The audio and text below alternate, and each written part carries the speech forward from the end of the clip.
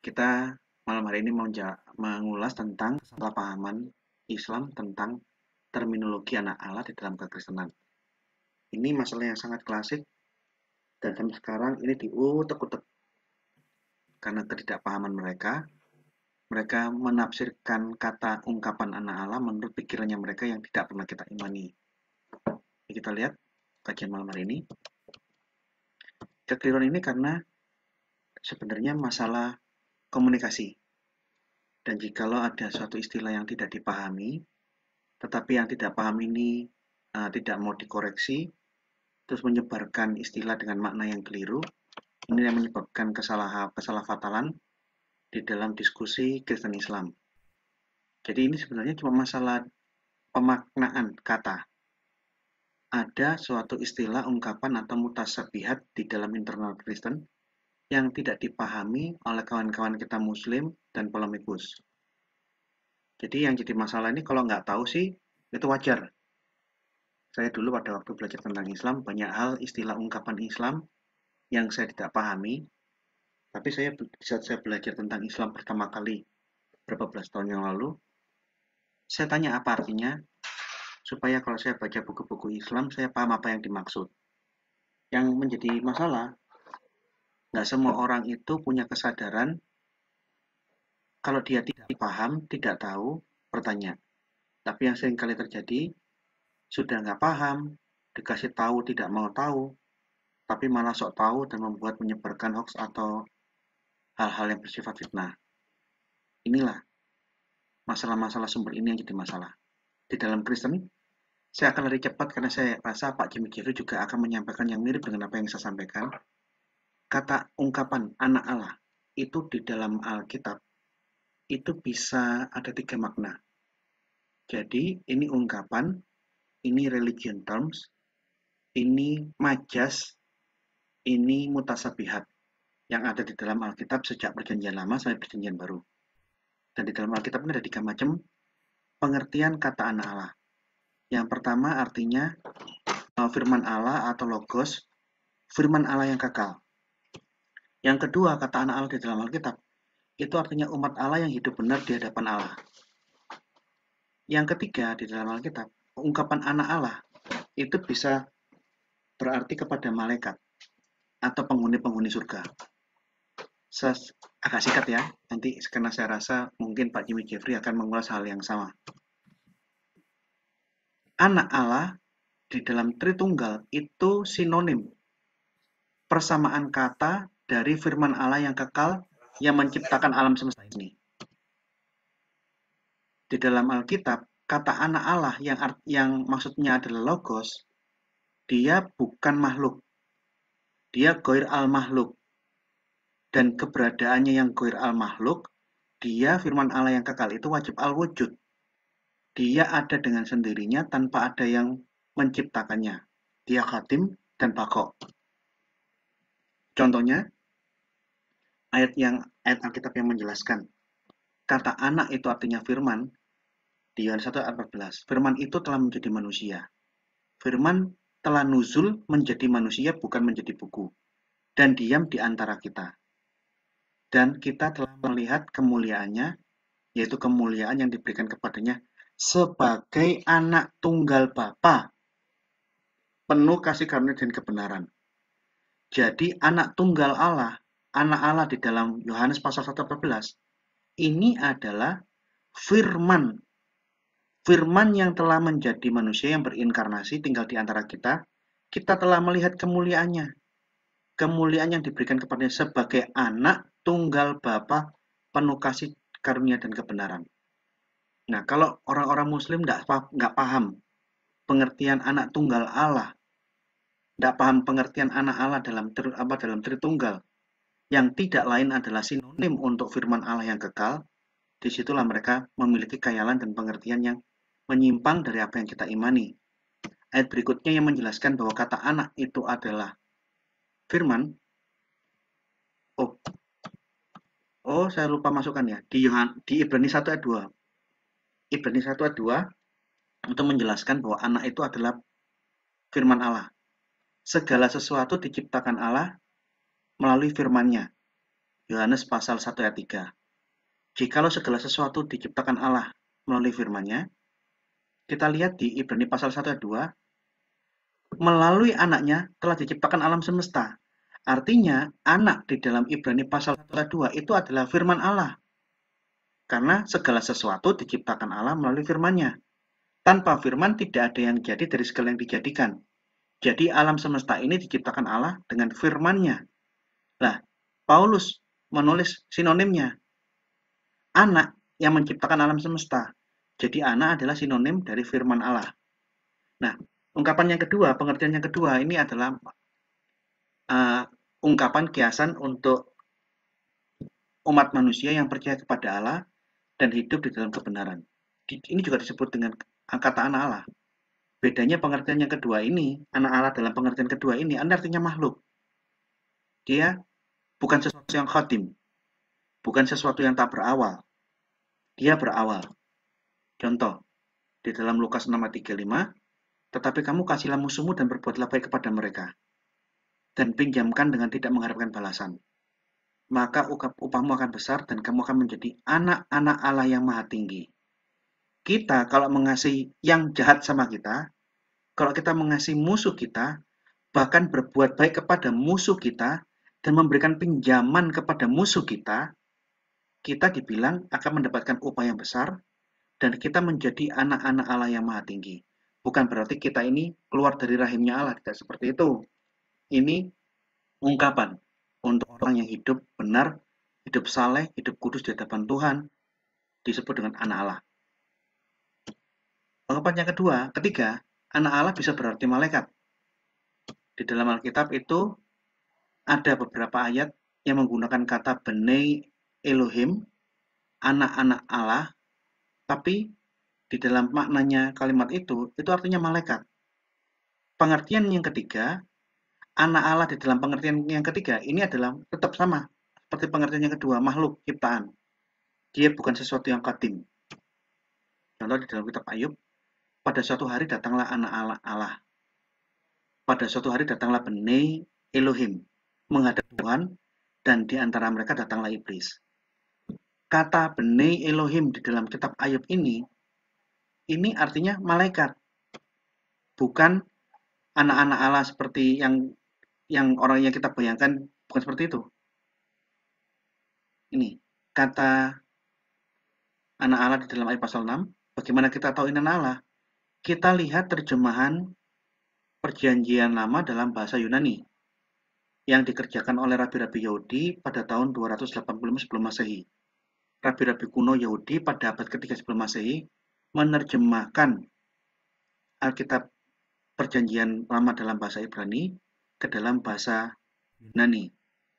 Dia tahu ungkapan ini maksudnya kemana. Di dalam Septuaginta LXX yang diikuti oleh beberapa terjemahan, ada terjemahan-terjemahan yang mengikuti makna. Jadi dia tidak menerjemahkan berdasarkan teks per teks, kata per kata terjemahan ketat, tapi beberapa terjemahan Alkitab itu menggunakan pendekatan penerjemahan dinamis. Jadi dia ingin mengungkapkan makna kalimat dan kepada pendengar sasaran.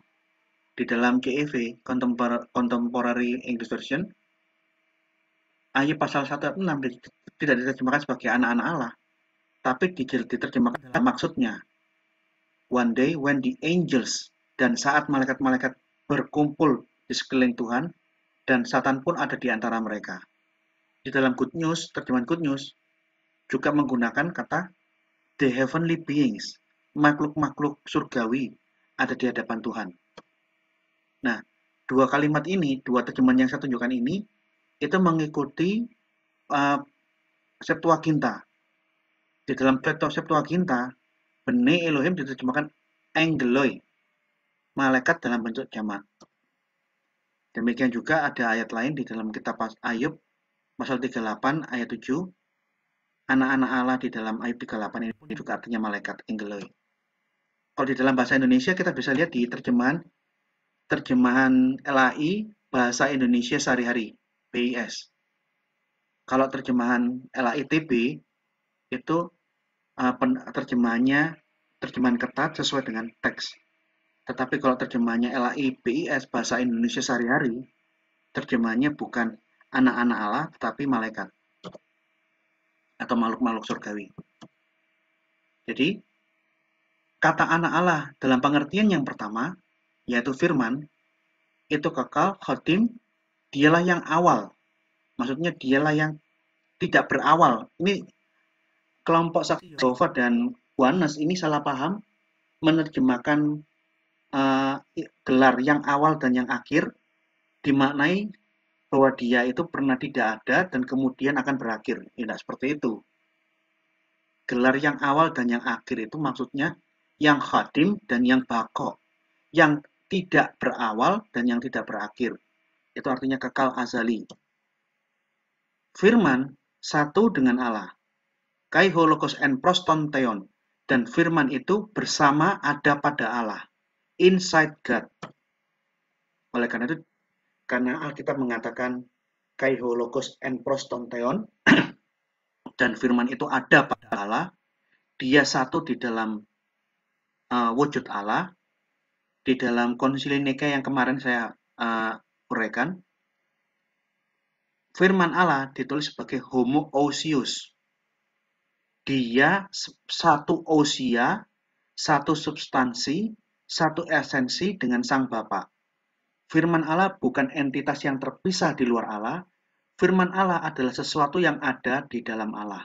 Oleh karena itu di dalam konsili Nikea ditegaskan bahwa Sang Anak, firman Allah itu homoousios, satu ousia, sama substansinya, sama esensi dengan Sang Bapa. Dalam pengertian kekristenan, firman Allah, anak firman Allah, itu adalah pencipta, bukan ciptaan. Dia wajib al-wujud. Tidak ada yang menciptakan firman Allah. Malah melalui dialah segala sesuatu tercipta. Sekali lagi, firman Allah atau anak dalam Tritunggal itu pencipta, bukan ciptaan. Tidak ada ciptaan yang bisa mencipta dalam iman Kristen. Ini tegas. Jadi di dalam iman Kristen, kita percaya satu Allah, satu pencipta, satu khalik. Allah mencipta segala sesuatu dengan firman-Nya, Yohanes pasal 1 ayat 3. Tanpa firman, Allah tidak bisa menciptakan apapun. Tanpa firman, tidak ada yang jadi dari segala yang dijadikan. Bagaimana Allah bisa mengatakan kun fayakun? Wong dia ngomong aja tidak mungkin, tidak bisa.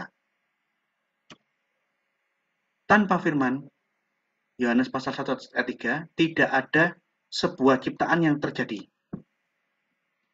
Karena Kristen dengan tegas ayatnya mengatakan, ini ayat, bukan konsili Nikea.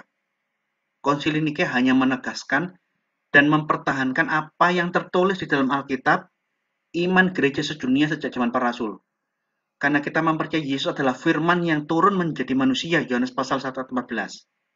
Maka Yesus itu sebagai firman Allah, dia satu di dalam wujud Allah, satu di dalam Bapa. Karena Yesus sebagai firman Allah, diam di dalam Bapa, satu dengan Allah. Tidak pernah Allah terpisah dengan firman-Nya, maka firman satu substansi dengan Allah.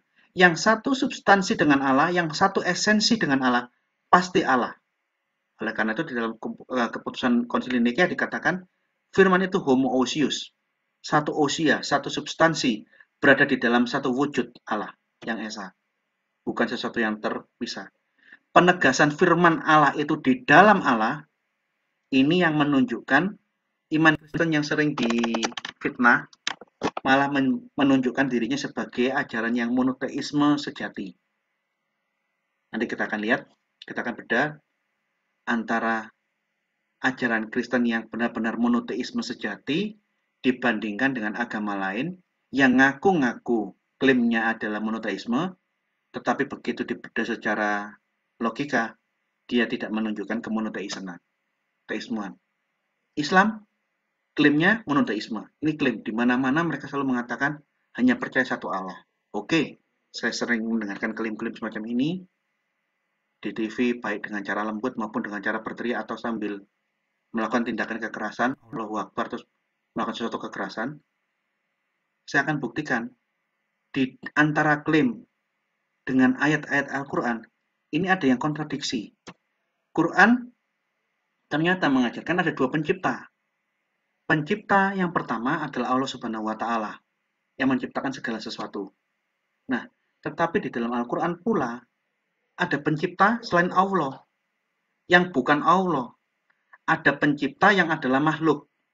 Ada sebuah makhluk, yaitu Nabi Isa alaihissalam, yang dia memiliki kemampuan untuk mencipta. Jadi Isa juga dianggap pencipta. Ini di dalam surah Al-Ma'idah yang kemarin saya sampaikan, dengan tegas ayatnya mengatakan, dan ingatlah pula di waktu kamu membentuk. Kamu membentuk ini bahasa Arabnya takulu. Kamu mencipta dari tanah suatu bentuk yang berupa burung dengan izinku, kemudian kamu meniup kepadanya, lalu patung burung tanah liat itu menjadi burung yang hidup dengan seizinku. Jadi ada sebuah makhluk, sebuah nabi yang bernama Isa alaihissalam yang diberi kemampuan untuk mencipta makhluk hidup atas izin Allah. Nah, sekalipun ini ada penegasan kemampuan mencipta dari Yesus atau Isa al-Masih ini atas izin Allah, setidaknya di dalam ayat-ayat Al-Quran jelas ada dua macam pencipta. Pencipta pertama adalah Allah, pencipta kedua adalah Yesus, yang diizinkan bisa menjadi mencipta sesuatu makhluk hidup atas izin Allah. Nih, di dalam ayat yang kita baca tadi ini, bahasa aslinya menggunakan kata takulu. Takul itu dari kata khalaq, dengan domirnya itu anta, sehingga karena ini fiil menjadi takulu. Kamu, you create, kamu mencipta. Ini ada, silakan Bapak Ibu searching di Google perbedaan kata mencipta dalam bahasa Arab khalaqa dan ja'ala. Khalaqa dari kata khalaq nanti jadi kata kholik, itu suatu penciptaan tanpa memerlukan bahan, dan ini hanya kemampuan untuk Allah sendiri. Tidak ada makhluk yang memiliki kemampuan to create. Ini karena bisa baca, Anda lihat, dijelaskan. Kata halak, ini ja'ala. Ja'ala 200 kata. Oh, ini saya lewati. Kalau ja'ala ini bukan kreasio ex nihilo, mencipta sesuatu dari tidak ada menjadi ada, tetapi dia memperlengkapi atau merubah bentuk, meningkatkan kualitas sesuatu ciptaan ke bentuk yang lain. Ini ja'ala. Tapi kalau halak, ini ya. Dari ayat-ayat tersebut dapat dilihat bahwa kata khalaqa diartikan sebagai membuat sesuatu yang belum pernah ada sebelumnya, atau menciptakan sesuatu sejak semula dan menjadi sebab awal mewujudnya sesuatu. Jadi dia diciptakan yang menjadi penyebab sesuatu yang lain. Sedangkan kata ja'ala menjadikan, bahasa Ibraninya sana. Sana, kalau khalaqa bahasa Ibraninya bara, to create. Kalau ja'ala to make, bukan to make ya, membuat atau membentuk. Ja'ala membuat sesuatu dari yang sudah ada sebelumnya. Jadi sudah menggunakan bahan dari bahan yang ada sebelumnya, dirubah atau ditingkatkan kualitasnya menjadi yang lain. Ini ja'ala. Jadi antara khalaqa dan ja'ala di dalam terjemahan bahasa Indonesia bisa sama-sama ditulis mencipta, tapi ada perbedaan. Kalau khalaqa itu mencipta sesuatu dari yang tidak ada. Sedangkan ja'ala itu hanya meningkatkan kualitas atau merubah bentuk sesuatu yang sudah ada menjadi bentuk yang lain. Perbedaan lainnya antara kedua kata tersebut adalah khalaqa biasanya digunakan pelakunya hanya untuk Allah. Mayoritas ayat Quran khalaqa hanya untuk Allah dan tidak ada yang lain. Hanya ada satu ayat di dalam Quran yang bisa melakukan khalaqa, yang bisa melakukan to create, hanya Yesus satu-satunya. Jadi Yesus adalah pencipta di dalam Quran selain Allah, yang diizinkan mencipta sesuatu atas izin Allah. Nah, ini menarik ini. Islam itu dua pencipta. Allah yang pertama pencipta, pencipta kedua itu Yesus atas izin Allah. Sedangkan ja'ala biasanya digunakan pelakunya bisa Allah atau selain Allah. Setiap kata kholako, maka di sana semata-mata hanya Allah saja yang berperan menciptakannya, tanpa ada campur tangan makhluk lain. Secara umum sih iya, tapi ya, buktinya di dalam Al-Maidah 150 digunakan kata khalaq untuk Yesus. Jadi sekian banyak ratusan ayat di dalam Al-Quran, kata khalaq hanya untuk Allah, tidak ada yang lain. Tapi ada satu kata mencipta, to create, dari tidak ada menciptakan kehidupan, dipakai untuk Yesus atas seizin Allah. Ini menarik. Jadi ada pencipta yang pertama itu Allah wajib al-wujud. Pencipta yang kedua ini makhluk, yaitu Yesus. Pada kata pertama di atas ayat telah mengatakan Allah mengatakan menciptakan khalaqah manusia. Jadi benar-benar Allah menciptakan manusia tanpa ada campur tangan makhluk lain. Sementara pada kata kedua ja'ala, ini dikaitkan dalam apa namanya? Novi ini mengkaitkan kata khalaqah dan ja'ala itu tentang penciptaan manusia dan pernikahan. Kita lompatin di bawah aja, itu tidak penting. Itulah sebabnya Allah memakai kata ja'ala bukan khalaqah. Subhanallah. Perbedaan lainnya menurut Kiai Haji Said Agil Siraj, mantan ketua PBNU, khalaqa bermakna membuat melalui proses yang tidak dapat diganggu gugat. Khalaqa adalah kata kerja yang tidak berkaitan dengan proses manusiawi, tapi adalah murni hak prerogatif Allah dan Yesus atas izin Allah. Hal ini berbeda dengan kata ja'ala yang pada prosesnya menyertakan pekerjaan-pekerjaan kemanusiaan. Ingat ya, di dalam Al-Quran, to create, atau bahasa Ibrani-nya bara, beresit bara Elohim, menciptakan sesuatu kehidupan atau sesuatu yang baru, hanya dikerjakan untuk Allah dan Yesus. Nah ini namanya, kalau kita bahas ini kerancuan di dalam Islam. Karena di dalam Al-Maidah 110 tadi, itu benar-benar menunjukkan menggunakan kata Arab takulu. Artinya kamu mencipta, kamu, you, anta halak. Karena ini bentuknya fi'il, jadi di dalam kata halak dikasih apa namanya awalan tak kulu. Kamu mencipta, you create. Jadi di dalam Islam kita bersadar kan bahwa Allah Subhanahu wa Ta'ala adalah God is creator. Inilah pencipta yang pertama, the first creator. Tetapi di dalam Al-Quran, Yesus juga creator by the permission of God. Yesus adalah pencipta yang kedua, yang diizinkan memiliki kemampuan mencipta makhluk hidup atas izin Allah. Jadi di dalam Islam mau tidak mau ada dua pencipta dengan beda kualitas. Allah pencipta yang grade pertama, pencipta grade kedua Yesus. Selain Allah dan Yesus tidak ada lagi pencipta di dalam Al-Quran. Kita lihat silogisme lagi yang di dalam Islam. Jikalau Allah adalah pencipta, Yesus juga pencipta, tidak mungkin ini bukan pencipta. Tidak mungkin ini ada satu pencipta. Ini pasti ada dua. Karena Yesus bukan Allah. Allah bukan Yesus. Allah wajib al-wujud. Yesus menurut Islam, dia hanya nabi. Nah, kalau Allah mencipta dan Yesus juga bisa mencipta atas izin Allah, maka mau tidak mau ini ada dua pencipta. Yaitu Allah dan Yesus, Allah dan Isa. Yuk kita lihat silogisme yang layak untuk dipikirkan yang berikutnya.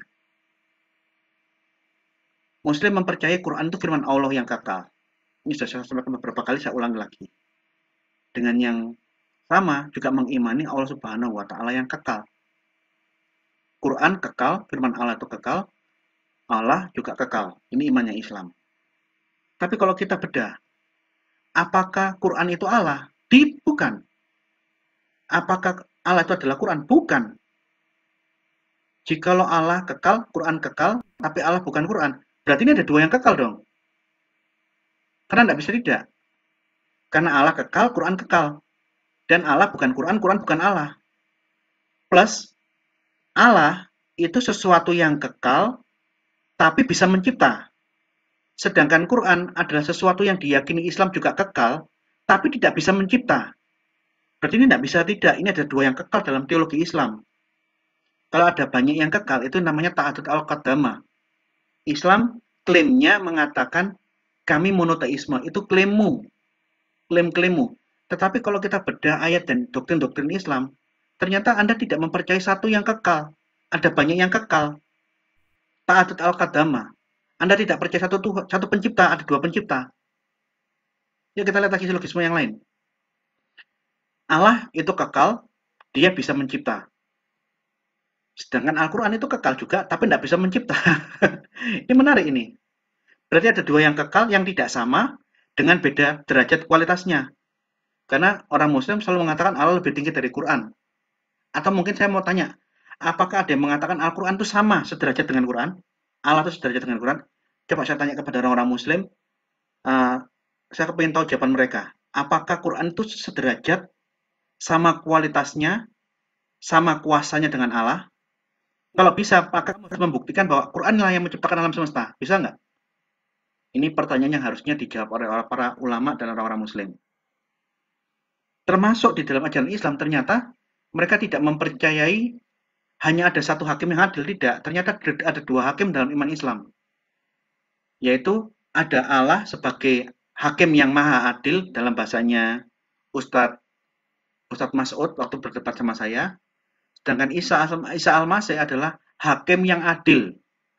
Jadi Allah itu hakim yang maha adil, sedangkan Yesus anak Maria itu hakim yang adil. Penomorannya hadis Muslim ada selisih angka, karena di website ada yang mengatakan 127, tetapi begitu saya cek itu 157 di dalam kitab saya. Ini hadis yang mengatakan bahwa Yesus adalah hakim yang adil yang akan turun di akhir zaman. Yang akan mengadili manusia itu Yesus. Dialah hakim yang adil di akhir zaman yang akan turun. Ini hadis Sahih Muslim nomornya 157. Kalau di dalam buku ini di dalam website yang saya kutip 127, tapi di dalam buku kitabnya yang saya miliki itu 155 157. Ini 155. Demi diriku yang berada dalam kekuasaannya, ini hadisnya Muhammad, sesungguhnya telah dekat waktunya turun kepada kalian Ibnu Maryam, yaitu Yesus, sebagai hakim yang adil. Jadi ada dua hakim. Hakim yang pertama adalah Allah Subhanahu wa taala yang maha adil. Hakim yang KW2 adalah Yesus yang bukan maha adil tapi hakim yang adil. Tapi ya terserah lah kamu mau menggunakan kalimat seperti apa, tetap ini menunjukkan ada dua hakim. Berbeda dengan Kristen. Iman Kristen yang sering disalahpahami dan dicaci maki, kita konsisten dan membuktikan diri kita monoteisme sejati. Firman Allah atau bahasa kiasannya anak atau logos atau davar Adonai itu kekal. Firman Allah ada di dalam Allah. Ada di dalam zat Allah, ada di dalam wujud Allah, satu substansi, satu ousia dengan Allah. Dia bukan sesuatu yang terpisah dari Allah. Mustahil Allah terpisah dari firman-Nya. Karena firman Allah itu ada di dalam Allah, satu substansi dengan Allah, maka yang satu substansi dengan Allah pasti adalah Allah.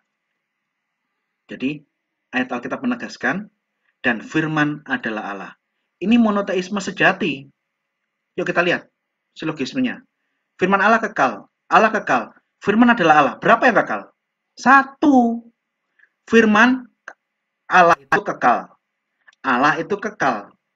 Tapi karena firman ada di dalam Allah, maka firman adalah Allah. Pertanyaannya, dalam kondisi seperti ini, berapa yang kekal? Satu, ya hanya Allah. Karena firman itu adalah Allah, firman itu di dalam Allah. Jadi doktrin kekristenan yang dihina diserang orang Muslim malah menunjukkan keteguhan ajaran monoteismenya. Firman Allah kekal, ya. Allah kekal, ya. Firman satu di dalam wujud Allah. Oleh karena itu firman adalah Allah. Jikalau Allah kekal, firman adalah Allah, hanya ada satu yang kekal, Allah. Tidak ada dua yang kekal seperti Islam, Allah dan Quran. Tidak seperti ini. Kita lihat silogisme berikutnya. Allah pencipta. Allah mencipta segala sesuatu dengan firman-Nya. Oke. Yesus firman Allah yang ada di dalam wujud Allah. Yesus pencipta, iya. Firman adalah Allah. Berapa dong pencipta ini? Berapa pencipta? Satu. Karena firman adalah Allah. Allah mencipta dengan firman-Nya. Firman adalah Allah. Berapa pencipta dalam ajaran Kristen jika seperti ini ajarannya? Cuma satu. Di dalam Kristen hanya ada satu Allah, satu pencipta. Tidak ada dua pencipta. Tidak ada makhluk yang bisa menjadi pencipta. Tidak ada nabi yang bisa mencipta. Hanya Allah yang bisa mencipta.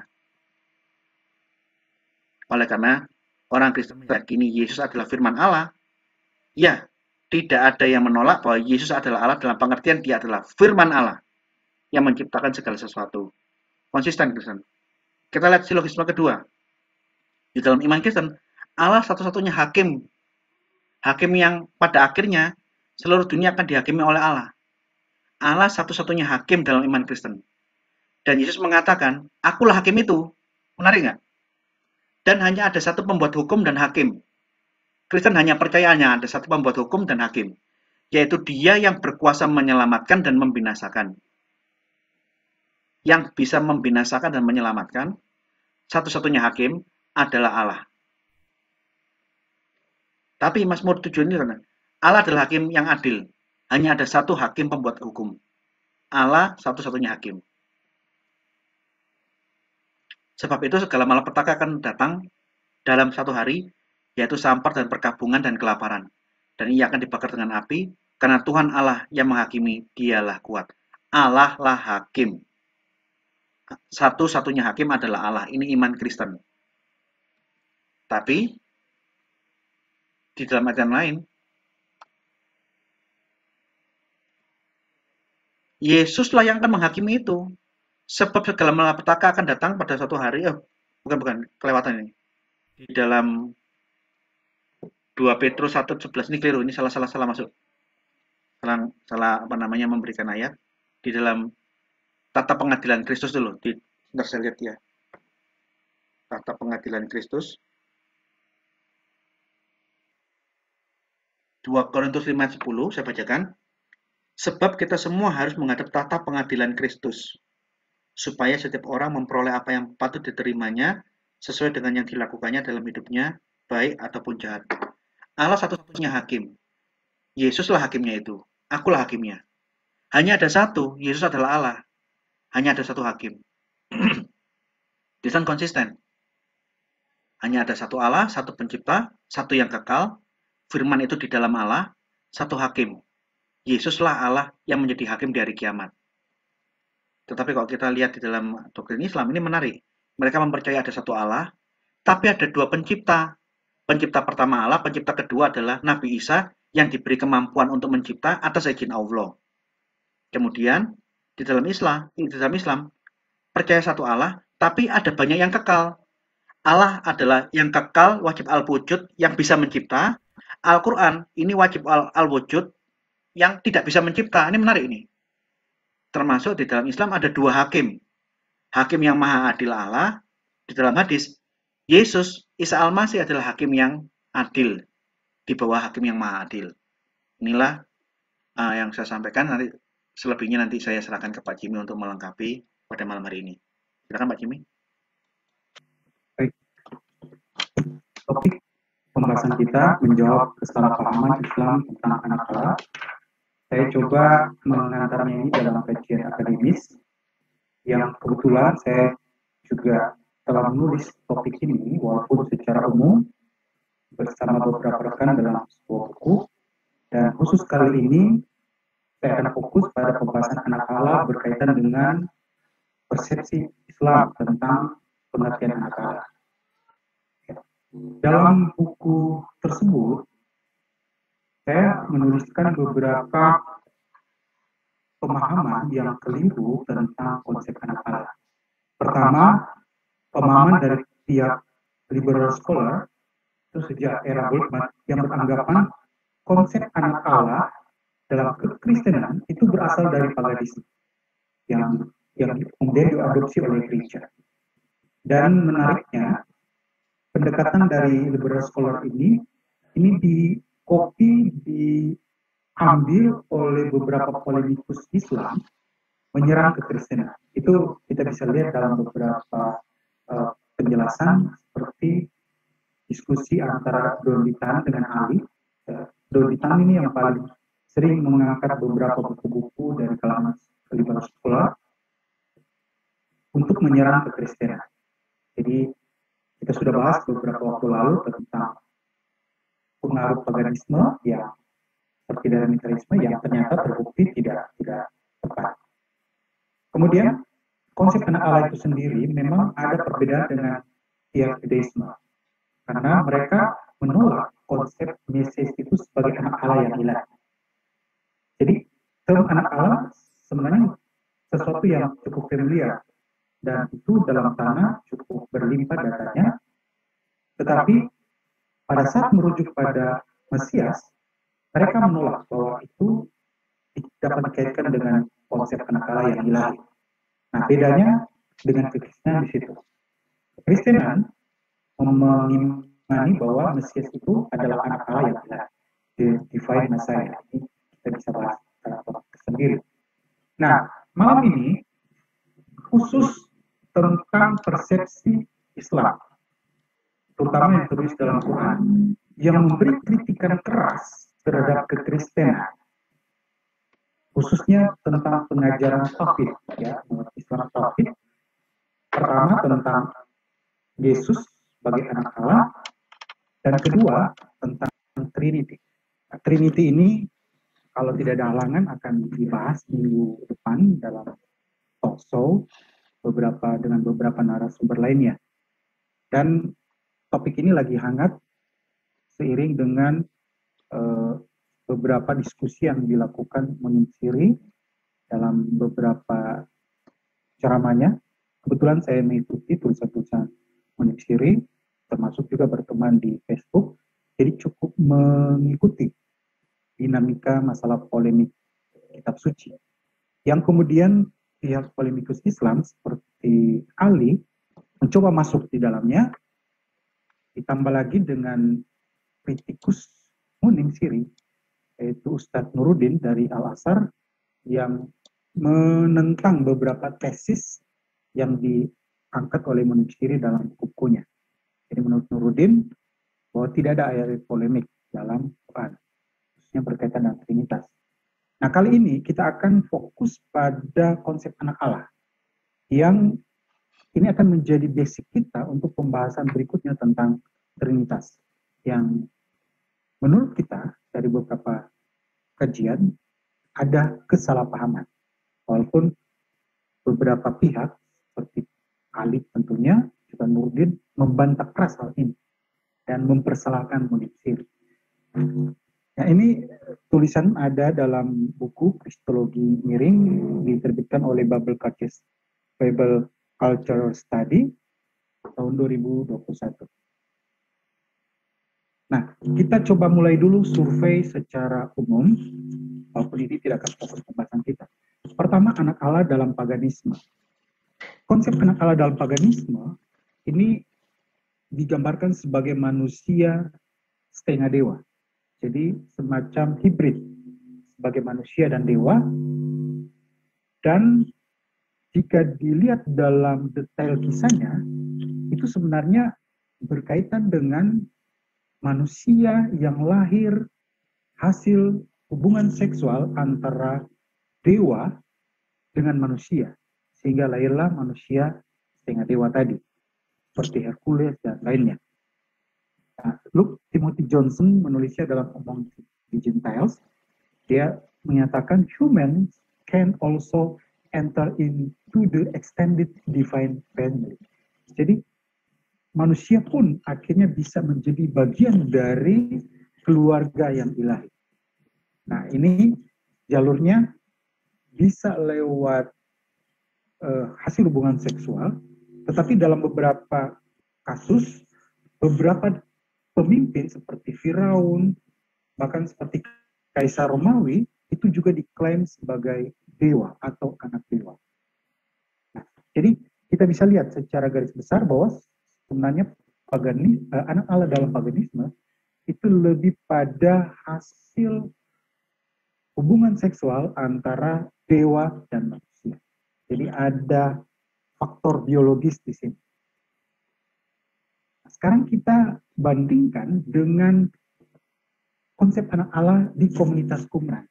Komunitas Qumran ini sebuah kelompok sempalan dari Yahudi pada sekitar abad-abad kedua ketiga sebelum Masehi yang tidak mau berada dalam otoritas Yerusalem. Mereka menyendiri di daerah Qumran atau di sekitar Laut Mati, dan mereka kemudian menulis beberapa buku, termasuk di dalamnya juga mengoleksi beberapa kitab tanah atau Hebrew Bible atau dokumen pra-Masoret. Jadi Masoret belum ada waktu itu. Nah, dalam beberapa bagian, ini ada 4 bagian, tetapi yang salah satu saya kutip dalam 4 to 6, di situ dikatakan, He will be called Son of God, and they will call him Son of the Most High. Dalam uraiannya, yang disebut sebagai anak Allah ini atau Son of God ini memiliki atribut-atribut keilahian yang sebenarnya hanya eksklusif itu milik Yahweh. Jadi tidak ada pada manusia, tetapi anak Allah dalam konsep komunitas Qumran itu adalah anak Allah yang ilahi. Tetapi di sini jelas ada perbedaan dengan konsep dengan paganisme. Karena tidak ada menunjukkan bahwa anak Allah itu sebagai anak Allah hasil hubungan seksual secara fisikal atau biologis. Jadi ini secara simbolik. Kemudian dalam perjanjian lama, Pak Gratius sudah menyebutkan, saya sedikit ringkaskan saja dalam tulisan Joel Green dan Scott Sinai dalam buku Dictionary of Jesus and the Gospel, mereka mengkategorikan beberapa penyebutan untuk anak Allah. Merujuk pada malaikat, angels, kemudian the king, raja-raja bisa disebut anak Allah, kemudian beberapa figur lainnya, termasuk Israel juga disebut juga sebagai anak Allah. Jadi data dalam tanah, dalam perjanjian lama memberi makna yang sangat berbeda dengan paganisme. Dan paganisme dan konsep anak Allah dalam perjanjian lama ini cocok dengan yang ada dalam komunitas Qumran.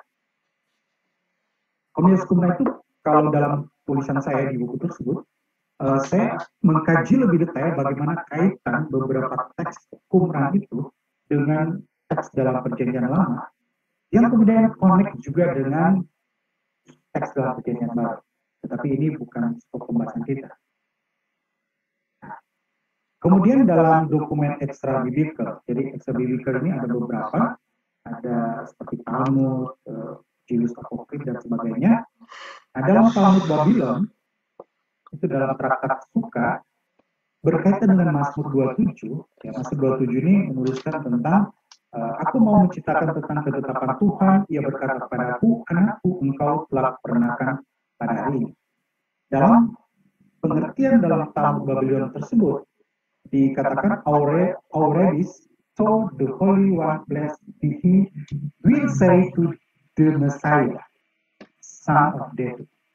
Jadi kata anakku ini atau anak Tuhan ini sebagai anak Daud adalah Mesias.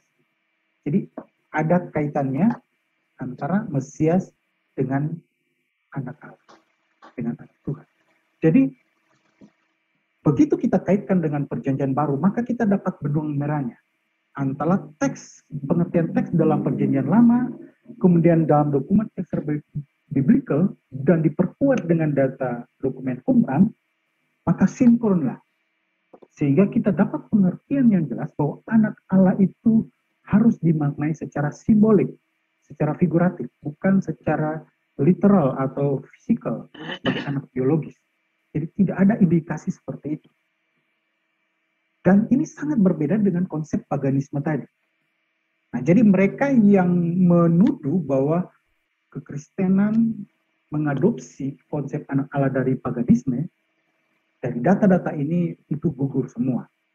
Jadi ini polemikus muslim yang sembarang mengambil data dari berskolar. Dengan data yang saya tunjukkan ini, sudah menggugurkan pemahaman tersebut. Oke, sekarang kita masuk dalam ini masih ada ini ulasan saya singkatnya, bantahan-bantahannya dalam tulisan saya itu lebih lengkap.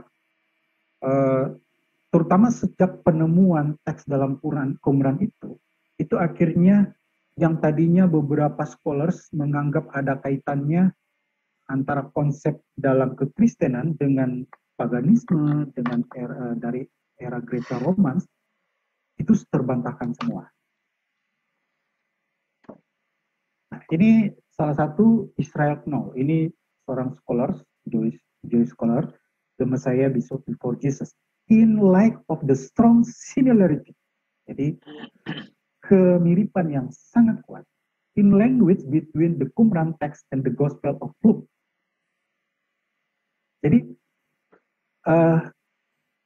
ternyata teks-teks dalam Injil tentang anak Allah itu sangat mirip dengan pengajaran dalam teks Qumran. Dan demikian juga dengan perjanjian. Jadi sekali lagi data ini kajian dari scholars yang memang sangat ketat dalam kajian-kajian seperti ini menggugurkan pendapat-pendapat tersebut. Oke, sekarang kita masuk dalam pembahasan tentang anak Allah yang dikritik oleh Muslim termasuk dalam Quran sendiri. Jadi pertama kita sudah bahas kritikan mereka dengan mengodopsi paganisme. Nah sekarang kita akan membahas kritikan yang bersumber dari primary source, itu dari Quran. Nah pertama, dalam Quran At-Taubah ayat 30, ini dituliskan orang-orang Yahudi berkata Uzair itu putra Allah. Dan orang-orang Nasrani berkata Al-Masih itu putra Allah. Nah ini memang menjadi perdebatan di kalangan scholar, termasuk di ulama Islam sendiri, untuk mengidentifikasi orang Yahudi yang mana yang menyebut Uzair, yang kalau dikaitkan itu bisa paralel dengan Ezra, yang beranggapan bahwa Uzair, katakanlah Ezra itu sebagai putra Allah. Karena dalam Tanakh tidak ada, dalam dokumen literatur rabbinik, Talmud dan sebagainya itu tidak ada, dalam Jewish Apocryph dan sebagainya itu tidak ada. Nah ini jadi PR. Kemudian pertanyaannya apakah ini merujuk pada masa abad pertama? Karena juga ada pernyataan berikut, dan orang-orang Nasrani berkata Al-Masih itu putra Allah. Jadi ini sebuah kritikan dalam Quran terhadap orang-orang Yahudi dan orang Nasrani yang berkata Al-Masih itu putra Allah. Kalau pengertian itu sebatas makna figuratif, simbolik, saya kira tidak ada kritikan keras seperti itu. Tetapi yang terjadi justru kritikan yang sangat keras. Nah, seperti apa sebenarnya yang dimaksud dengan putra Allah atau anak Allah itu? Saya coba kaitkan lagi dalam kritikan berikutnya, itu dalam Quran Al-Maidah ayat 17, sesungguhnya telah kafirlah orang yang berkata, sesungguhnya Allah itu ialah Al-Masih putra Maryam. Nah, jadi ini kita lihat sudah ada kolerasinya. Jadi pertama, kritikan bahwa Yesus itu bukan putra Allah. Jadi orang Nasrani katanya mengimani Yesus putra Allah. Lalu kritikan yang kedua, bahwa Allah itu ialah Al-Masih putra Maryam. Jadi kritikan Quran yang kedua tentang pemahaman Allah adalah Yesus. Sekarang kita lihat kritikan yang ketiga. Nanti kita lihat benang merahnya. Allah beranak biologis. Nah ini menjadi teks-teks kunci untuk melihat benang merahnya.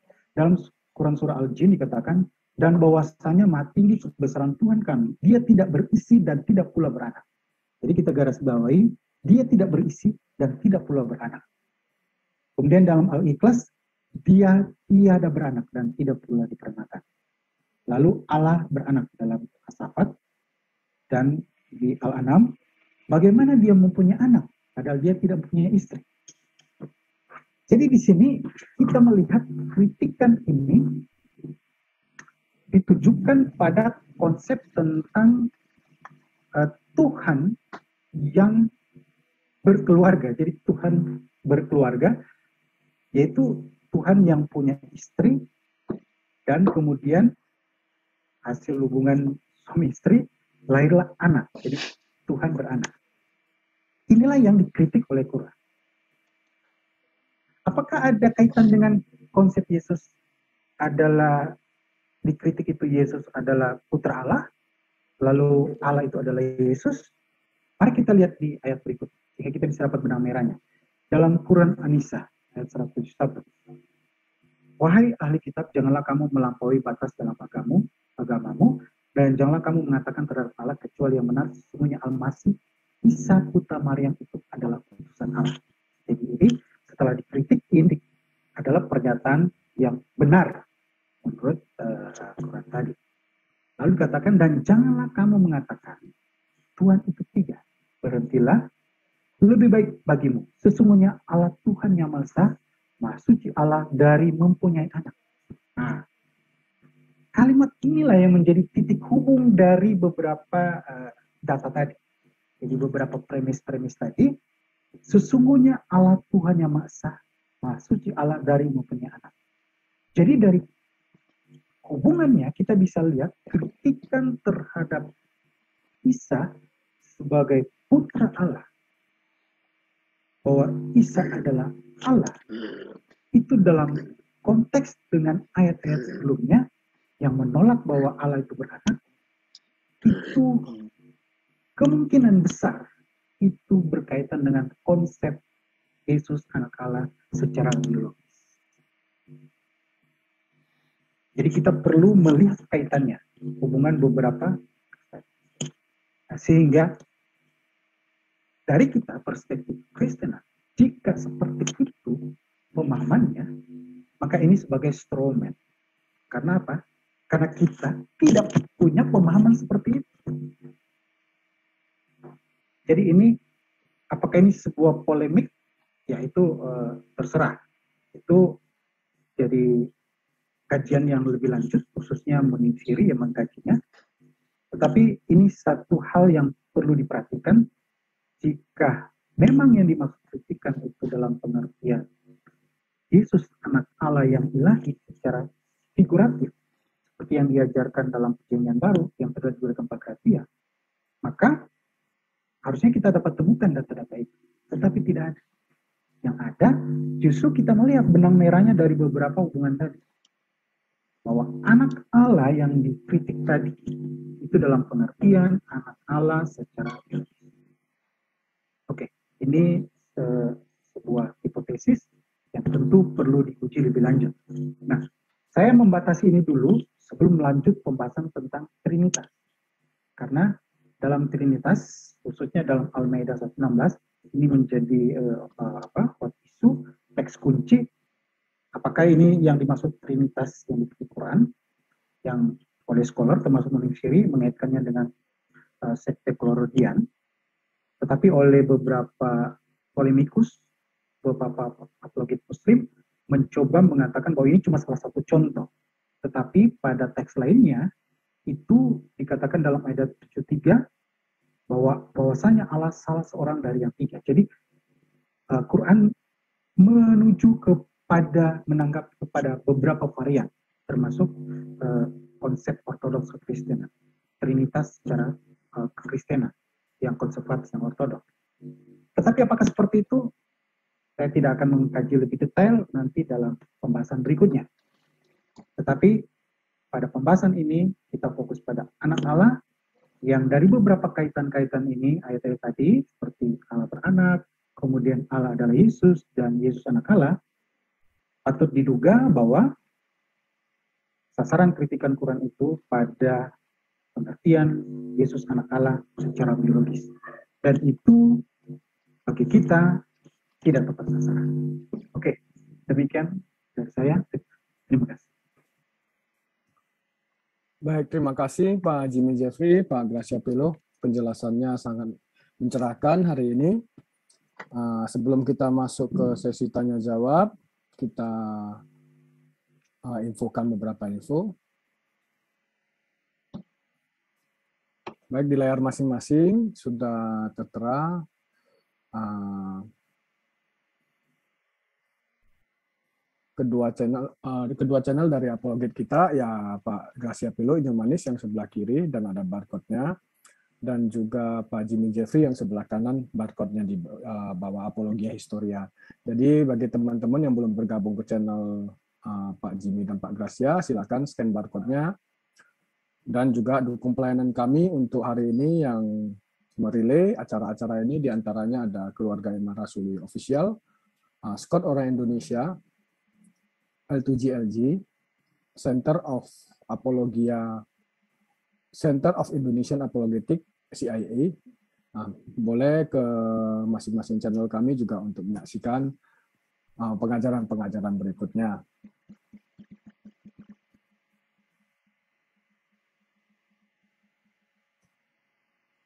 Selanjutnya di layar masing-masing ini ada jadwal kegiatan kami di Keluarga Imam Rasuli. Teman-teman boleh screenshot, jadi biar bisa mengikuti setiap pengajaran dari Keluarga Imam Rasuli tanpa ketinggalan. Oke, selanjutnya kami infokan program baru dari kami, ada baca Alkitab setiap hari 5 pasal dari Senin sampai dengan Sabtu jam 10 malam waktu Indonesia Barat.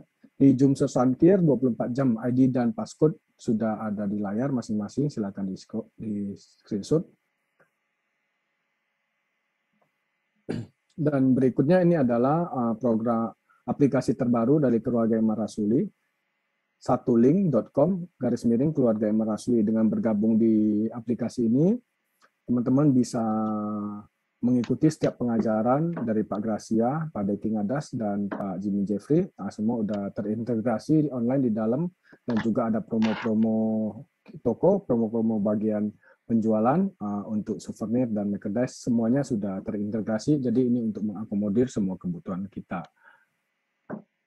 Dan cara bergabung dengan Keluarga Imam Rasuli, sebelah kiri bawah bisa melalui Telegram di t.me/Keluarga Imam Rasuli, dan yang sebelah kanan bawah melalui website di www.imamrasuli.com.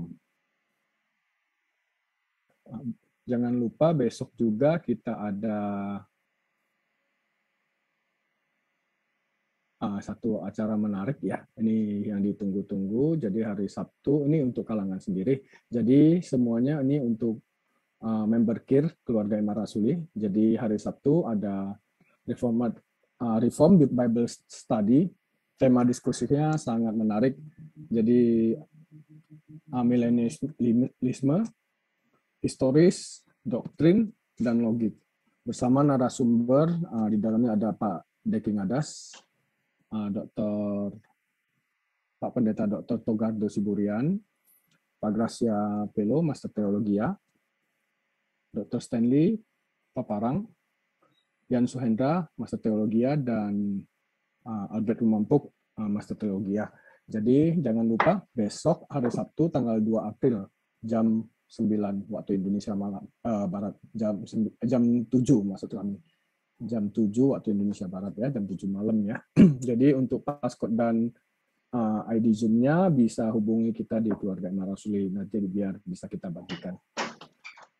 Selanjutnya, dan ini juga yang untuk tanggal 9 April, ya 9 April, jam 7 malam waktu Indonesia Barat juga di Zoom Social Kit. Jadi jangan ketinggalan.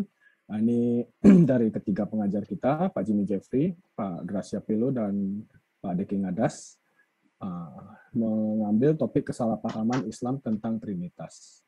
Ya, sekian info dari kami. Sekarang kita masuk ke sesi tanya jawab. Silakan dibacakan pertanyaan yang setelah masuk. Bang Scott, silakan Bang Scott. Terima kasih moderator. Terima kasih Pak Jimmy, Pak Gracia untuk materi malam ini ya, sangat menarik. Sepertinya malam ini tidak ada pertanyaan, tapi ada satu pertanyaan dari saya Pak, karena masih belum ada pertanyaan dari pemirsa ya. Pertanyaannya adalah kalau kita melihat bahwa Muhammad di dalam Al-Quran dia salah mengerti, atau setidaknya mereka tidak atau Allah SWT tidak tahu, atau dia lupa bahwa dia bisa memiliki anak atau dia punya anak. Kenapa? Kenapa begitu pedenya orang Muslim termasuk Muhammad Ali mengklaim bahwa Tuhannya Islam sama dengan Tuhannya orang Yahudi. Sementara kalau kita perhatikan itu tidak mungkin Tuhan lupa dia punya anak. Bagaimana menurut Pak Gracia ataupun Pak Jimmy mengenai hal ini, Pak? Silakan, Pak. Aku kurang nangkap, tolong diulangi sedikit. Jadi kan ke Muhammad di dalam Al-Qur'annya mengklaim bahwa Allah tidak bisa atau tidak memiliki anak. Sementara Tuhannya orang Israel itu punya anak, bahkan dia memanggil Israel juga sebagai anaknya. Nah, karena perbedaan itu, mengapa Muhammad Ali dan polemikus Muslim begitu bangganya mengatakan bahwa Tuhannya sama dengan orang Yahudi gitu. Dan bahkan yang lucunya adalah ada Yahudi KW yang mengatakan juga Tuhan yang menurunkan Al-Qur'an. Bagaimana menurut Pak Gracia dan Pak Jimmy mengenai ini, Pak? Nah, ini yang kalau saya ditanya saya sulit karena saya tidak Allah yang menurunkan Quran. Jadi karena saya bukan yang menurunkan Quran, saya tidak bisa menjawab. Yang jelas yang saya bisa tangkap dari apa pertanyaanmu adalah bahwa Allah Subhanahu wa Ta'ala hanya mengerti bahasa Arab dan hanya mengerti budaya, gaya bahasa, ungkapan-ungkapan dalam bahasa Arab. Yang mana kemungkinan di dalam benak saya ada yang tidak dia pahami dalam ungkapan-ungkapan dalam bahasa Ibrani, karena di dalam ayat-ayat Alkitab Allah mengatakan Israel itu adalah anakku, ada kata anak yang artinya ke malaikat, bahkan ada kata Elohim yang artinya hakim, raja. Ini mungkin sesuatu yang asing bagi di dunia Islam. Nah, ini bagaimana, salahnya siapa? Tolong tanyakan kepada Muhammad dan Allah Subhanahu wa Ta'ala, karena menurut saya ini problemnya ini ada di dalam Tuhan mereka dan kepercayaan mereka. Kenapa sampai ungkapan-ungkapan gaya bahasa Alkitab itu tidak dipahami dan mereka membuat suatu kitab suci yang baru, edisi yang terbaru dengan budaya yang sama sekali tidak nyambung, berbeda, tidak paham ungkapan-ungkapan gaya bahasa dalam bahasa perjanjian lama. Tanyakan sendiri kepada yang bersangkutan, YBS.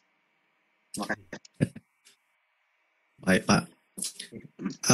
Ini ada pertanyaan yang baru masuk. Ini dari Wiwin. Yang pertanyaan tadi saya tanggapi juga. Oh, silakan, Pak. Oke, saya coba memahami pertanyaan tadi bahwa ada pemahaman dari beberapa polemikus Muslim, khususnya Muhammad Ali, yang mencoba mengait-ngaitkan antara Allah itu sama dengan Yod-He-Wod-He. Jadi mereka mencoba membangun titik kesamaan.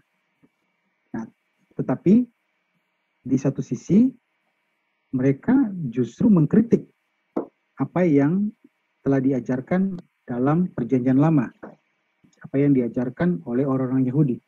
Nah, ini memang kalau mau lihat secara utuh teologi Islam, secara utuh sebenarnya memang memposisikan bahwa wahyu-wahyu sebelumnya itu sudah rusak. Sehingga Torah maupun Injil yang ada itu sudah palsu.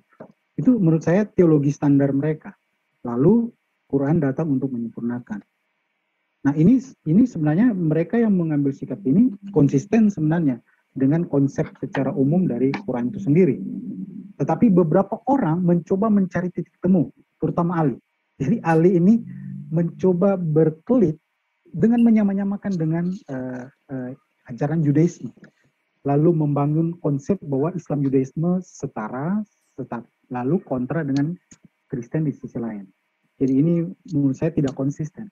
Maka tidak heran ada beberapa polemikus Muslim, saya ingat ada beberapa, termasuk kalau tidak salah itu Saudara Arda Chandra. Ini teman diskusi yang sudah lama, beberapa tahun lalu di Facebook, yang mengkritik dengan cara-cara Ali tersebut.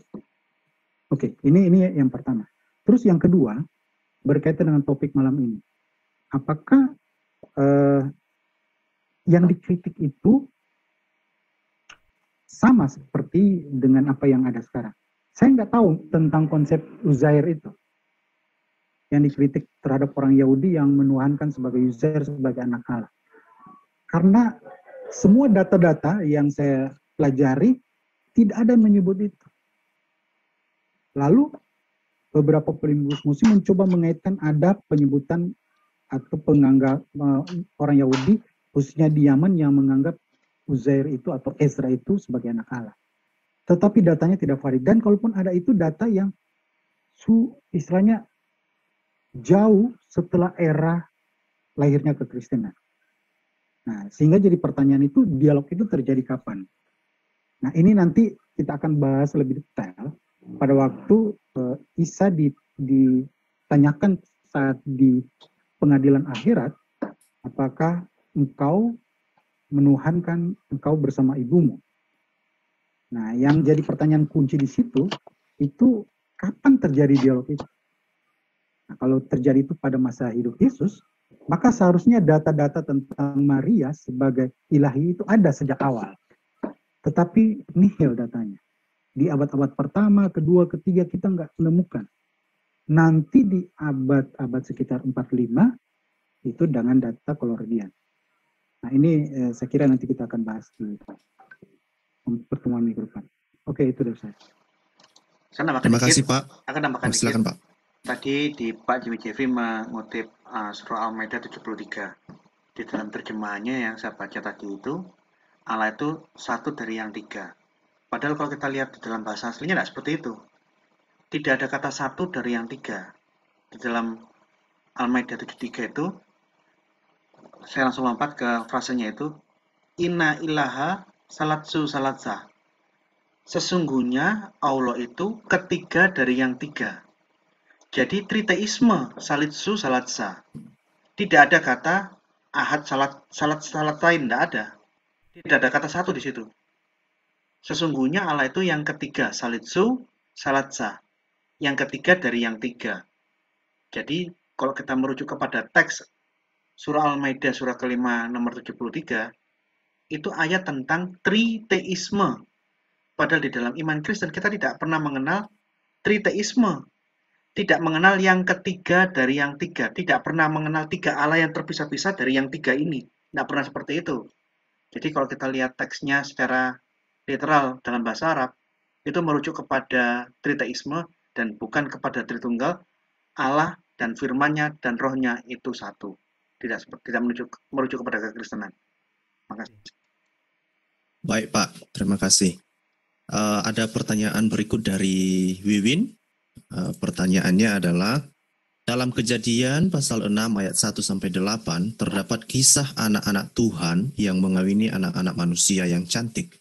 Apakah konteks anak-anak Tuhan ini masuk dalam kategori yang ketiga, yaitu malaikat, dua ras berbeda bisa bersatu? Silakan Pak Gracia. Bukan. Itu tafsir yang keliru tuh. Dari kitab Yobel itu keliru. Yang namanya anak-anak Tuhan itu adalah keturunan Adam manusia yang hidup seturut dengan Allah. Dengan aturan-aturan Allah, hidup benar. Dan ditulis dalam bentuk dikotomi, keturunan Adam manusia yang hidup liar, semaunya sendiri, yang tidak hidup benar, dibilang anak-anak manusia. Jadi dua-duanya itu manusia. Tidak mungkin makhluk gaib mengawini manusia. Karena malaikat tidak kawin dan mengawinkan. Nanti di surga kita akan hidup seperti malaikat yang tidak kawin dan dikawinkan. Jadi konsep bahwa malaikat mengawini manusia itu tidak ada, itu keliru, itu tafsir yang sesat. Yang memiliki kemampuan malaikat kawin, jin kawin itu hanya Islam. Islam itu jin dan setan, genderuwo, malaikat, makhluk-makhluk gaib itu perilakunya sama kayak manusia, hanya beda alam. Mereka bisa makan, mencuri, berzina. Nah, ini yang jadi pertanyaan saya dalam postingan saya beberapa bulan yang lalu. Kalau manusia, jin, malaikat, genderuwo itu bisa berperilaku seperti manusia, bisa selingkuh, bisa berzina, melahirkan, beranak pinak, berkembang biak, hanya beda alam. Kita di alam dunia materi, dia di alam yang gaib. Nah, kan saya akan mengajukan pertanyaan di dalam postingannya.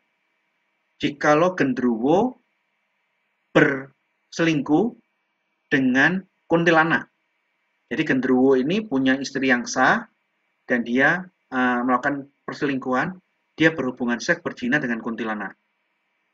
Di saat kuntilanak hasil perselingkuhannya dengan genderuwo melahirkan anak, hari itu datanglah kiamat. Nah, pertanyaannya, anaknya genderuwo dan kuntilanak hasil perjinahan ini yang baru lahir, belum berbuat dosa, belum mengganggu manusia, dan kemudian datang kiamat. Ini masuknya mana coba? Masuk surga atau masuk neraka? Karena dia begitu lahir, belum berbuat dosa, belum mengganggu manusia, langsung kiamat. Nah, ini kan saya mengajukan pertanyaan di dalam postingan saya yang beberapa bulan yang lalu. Saya tanya, kalau saya berandai-andai, dia bisa berzina, nah ini gimana coba? Kok dikatakan dihukum di neraka? Allah tidak adil dong. Orang dia baru lahir, tidak berbuat dosa, langsung dihukum. Kok dimasukkan ke surga? Wah, menarik ini. Berarti di surga itu ada anaknya genderuwo dan kuntilanak ya. Yang mana mau dijawab yang sini apa sini? Saya kembalikan ke Muslim. Yang jelas, pernikahan dan perkembangbiakan untuk setan, jin, dan malaikat ini hanya ada di dalam ajaran Islam. Kristen tidak mengenal pernikahan malaikat, apalagi kawin silang antara malaikat dengan manusia. Ini ditolak. Ini bukan ajaran yang benar. Itu keliru. Terima kasih Pak Gracia. Pak Jimmy mau tambahkan atau sudah cukup? Ya, sama-sama seperti Pak Gracia. Cukup. Baik. Ini sebetulnya ada pertanyaan selanjutnya dari Wiwi. Nah, dia bertanya, jika dimaknai demikian, lalu mengapa mereka menghasilkan keturunan yang justru perkasa? Saya pikir itu sudah dijawab oleh Pak Deki. Silakan untuk mengecek video sebelumnya ya, yang dimaksud dengan perkasa, orang-orang perkasa. Kita lanjut ke penanya berikut. Dari Pak BBS. Dari Pak BBS bertanya, Pak, dalam Al-Quran Al-Muminun ayat Al-Mu'minun ayat 14 disebutkan bahwa Allah the best creator atau pencipta terbaik. Apakah ini berarti ada banyak pencipta? Karena tadi berhubungan dengan materi kita, Pak. Silakan, Pak. Kalau seperti saya jelaskan tadi, secara umum pencipta di dalam iman Islam itu Allah. Tapi ada satu ayat yang mungkin jarang diulas, bahwa Yesus juga bisa melakukan penciptaan karena ayatnya menggunakan kata khalaq. Takhulu, kamu mencipta. You create. Yesus you create. Ini ada. Artinya di dalam Islam, di dalam Al-Quran, ada dua pencipta. Allah dan selain Allah, yaitu Yesus. Apakah di dalam Al-Mu'minun, saya belum baca, saya baca dulu ya. Al-Mu'minun 14 ya Pak ya. Itu kalau nggak salah penciptaan manusia kalau nggak salah Al-Mu'minun. Al-Mu'minun ayat 14. Suma kolaknan. Kemudian kami jadikan segumpal darah. Kemudian air mani kami jadikan segumpal darah, lalu segumpal darah kami jadikan segumpal daging. Pencipta yang paling baik. Ayat yang terakhir, As-Sanul Kholikin, pencipta yang baik. Ya, kalau kita lihat ayatnya, ya dia yang pencipta yang terbaik. Karena di dalam Al-Maidah 10 ada pencipta KW2, yaitu Yesus yang bisa mencipta tanah liat menjadi burung hidup atas izin Allah. Ya mungkin aja berhubungan karena dua-duanya ini adalah firman Allah yang diyakini Muslim. Hanya yang ingin saya sampaikan itu tadi, ayat tentang Yesus adalah creator, Yesus adalah pencipta atas izin Allah, ini jarang diulas. Karena ayatnya benar menggunakan kata khalaq, bukan ja'ala. Terima kasih. Baik, terima kasih Pak. Ini ada pertanyaan berikut dari Paulus. Selamat malam Pak, saya mau bertanya.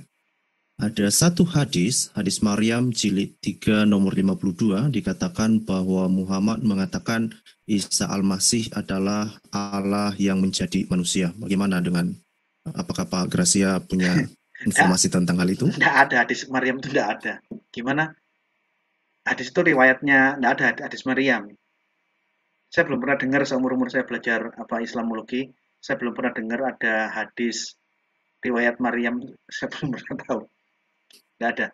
Hadis itu riwayatnya bisa Bukhari, Muslim, Nasai, Sunan Abu Dawud, Tirmidzi, Ibnu Majah, Ibnu Qusaimah, yang periwayatnya adalah orang-orang sekitar Muhammad atau Muhammad sendiri.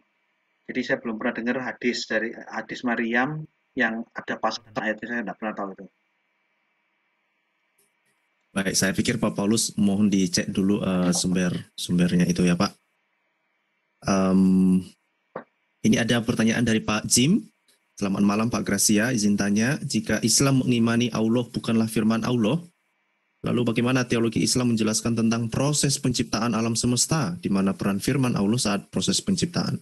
Di mana peran firman Allah saat proses penciptaan? Terima kasih Pak. Nah ini akan menjadi complicated, karena mereka biasanya akan menjawab, ya Allah tinggal bersabda, kun fayakun, jadilah maka jadi. Ini apa namanya, pasti mereka menjadi seperti ini. Tapi yang jadi masalah, kalau kita menariknya lah, bukankah Al-Quran adalah firman Allah juga, yang kekal, yang kamu imani? Apakah Quran lah yang menciptakan alam semesta ini? Mereka serta mengatakan, oh tidak, tidak. Al-Quran ini kekal, sama seperti Allah kekal, tapi bedanya Allah ini bisa mencipta, kun fayakun, Quran ini tidak bisa mencipta. Nah, di titik ini, kalau kita berdiskusi tentang firman Allah di dalam diskusi Islam Kristen, pihak Muslim akan akankah argumentasinya sudah lari sana lari sini, terus untuk menutupi kebingungannya mereka paling mengolok-olok, mencaci maki. Kalau di Facebook kasih gambar-gambar porno, ada orang yang pakai yang kotor-kotor untuk menghina kekristenan. Jadi dia nggak jawab, dibalas dengan cara menyerang, dengan cara yang kasar-kasar kampungan-kampungan begitu. Ini akan menjadi problem dalam teologi Islam. Ini problem. Kalau kita mendiskusikan Allah, hubungannya dengan firman Allah. Ini akan menjadi problem dalam dunia Islam. Allah kekal, dia bisa mencipta. Quran, firman Allah yang kekal, tapi tidak bisa mencipta. Ini menjadi problem kalau kita diskusikan dan kita perdebatkan.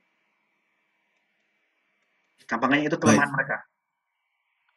Baik Pak, terima kasih. Itu saja pertanyaan malam ini, tetapi sebelum kita menutupnya Pak, mungkin ada mau ditambahkan dari Pak Jimmy atau Pak Gracia sebelum kita tutup? Saya cuma kasih closing statement. Kristen konsisten. Hanya ada satu Allah. Firman Allah di dalam wujud Allah yang esa. Firman Allah homoousios. Satu ousia. Sama substansinya dengan Allah. Di dalam Kristen hanya ada satu pencipta. Tidak ada dua pencipta. Apalagi ciptaan mencipta. Tidak pernah ada dalam iman Kristen. Kemudian di dalam iman Kristen, pada akhirnya kita akan menghadap satu-satunya hakim, yaitu Allah. Dan Yesus mengatakan, akulah dia yang akan menghakimi semua orang manusia. Yang boleh mengadili manusia di akhir zaman hanyalah pencipta, yang boleh mengadili ciptaannya. Kristen konsisten, satu Allah, satu pencipta, satu hakim, satu yang kekal. Firman adalah Allah, satu yang kekal. Kalau kita komparasikan ke Muslim, klaimnya kami percaya satu Allah, klaimnya, tapi nyatanya dia mempercayai ada dua pencipta, dua hakim, ada dua hal yang kekal, yang terpisah, yang tidak sama. Allah kekal, tapi dia bisa mencipta. Quran kekal, tapi dia tidak bisa buat apa-apa. Ini akan menjadi problem di dalam teologi Islam. Ini closing statement saya malam hari ini. Terima kasih. Terima kasih Pak Inyol. Silakan Pak Jimmy. Kita sudah melihat bersama pemaparan dari perspektif kekristenan bahwa tuduhan-tuduhan konsep anak Allah dalam kekristenan itu dari paganisme itu nonsens. Karena data yang ada menunjukkan tidak ada kesamaan secara substansi konsep anak Allah dalam paganisme dengan kekristenan. Justru kekristenan berakar dari Yudaisme, berakar dari ajaran-ajaran tanah, ajaran-ajaran perjanjian lama. Nah, kedua dari saudara kita Muslim yang berbeda secara akidah, pada waktu mempertanyakan iman kita, maka kita punya hak jawab. Hak jawab kita meluruskan pemahaman mereka. Jadi, kalau kajian ini memang tidak bisa ada bantahan yang kuat, sebagaimana yang sudah saya paparkan, dan ternyata memang konsep anak Allah yang dikritik itu anak Allah secara biologis, maka mohon maaf, itu salah sasaran. Itu strawman argumen. Kita tidak mengimani itu. Yang kita imani anak Allah dalam pengertian figuratif, simbolik, sebagai firman Allah. Bukan anak Allah karena hasil hubungan seks antara Tuhan dengan istrinya. Nah, kalau pihak seperti Ali mencoba meluruskan bahwa tidak ada kesalahpahaman, itu fair-fair saja. Tetapi saya kira Munim Siri sudah mengkaji secara objektif dan memaparkan bahwa adanya dugaan polemik dalam kitab suci Quran. Bukan hanya masalah Trinitas, kita akan bahas tuntas minggu depan, tetapi juga tentang konsep anak Allah itu sendiri. Yang ternyata data-data yang ada yang saling berkorelasi memberi indikasi yang kuat bahwa anak Allah yang dikritik itu adalah anak Allah secara biologis. Jadi sekali lagi, tidak tepat sasaran karena kita tidak mengimani hal seperti itu. Ya, terima kasih.